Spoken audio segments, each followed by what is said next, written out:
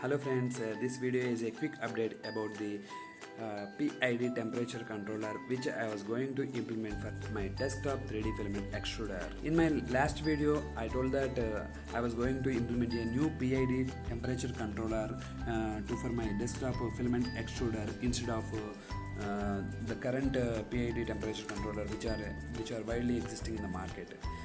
Basically why I want to use a new temperature controller instead of existing one is it having a button system and a push button switches to set the temperature and to increase or decrease the temperatures, but at the end user point of view it will be very difficult each time to push the buttons like this.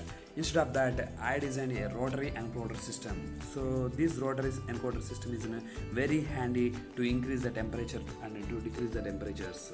See, so the set value is going like this when I rotating this rotary encoder in the clockwise, and when I was rotating the anti-clockwise, it's going to be decreasing. See how much handy it is. And one more reason for this, for this PID temperature controller is I want to add some cooling fans into my project. For that I need an additional supply because it was directly connected to the 230 volts. So instead of that I want to use a same power supply for my temperature controller as well as for my cooling fans. That's why here we having a 230 volts to 12 volts step down circuit. So it will give the power supply for this PID temperature controller as well as cooling fans which I was adding additionally to my project. I will be going to explain about how this temperature control will be going to work, and as we know that it having a set value and real value. Now I was going to be setting a set value to the 120.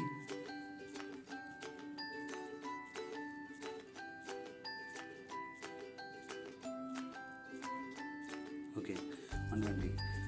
Now there is a difference between the set value to the real value, so that my SSR relay will be going to be turned on and it will be giving the power to my band heater, and the band heat will be going to raise the temperature, and it is measured by my J-type thermocouple, and it will be fed back to my PID controller, and so that the real value is going to be rising. And meanwhile I will be going to explain about that whether the real value is correct or not.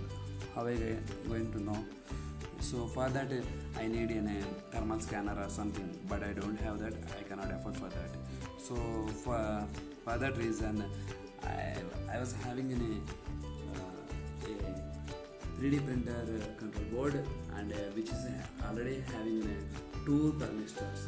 One is for a bed, another one is for a filament extruder. So that I was going to use a NTC 100 thermistor directly connected to a bed sensor, which I was showing in a riprap display, LCD display. So see the bed heater value currently is showing here, and which was more than the set value, because this J-type thermocouple I was connected directly to the band heater, but it wasn't connected on the surface. Okay. So anyway, I was getting a satisfactory results. The set value and the real value having a minimal error. Still the SSR relay is turned on, and basically these are all depends upon the PID, that is KP, KI, KD values which I was given for this for a temperature controller. I have to tune it such a way that to reduce this difference between the set value and real value very minimal.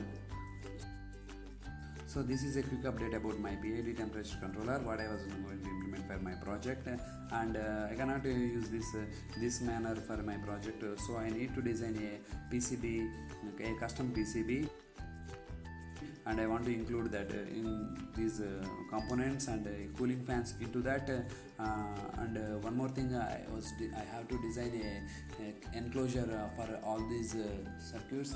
I can also sell them as in a kit form.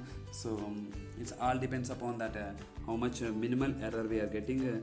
I need to tune KP, KI, KD values, so I was telling one more time. And thanks for watching, and a special thanks to Electro Noobs who is the inventor of this circuit, and Peter from Nigeria, who is going to help me in coding.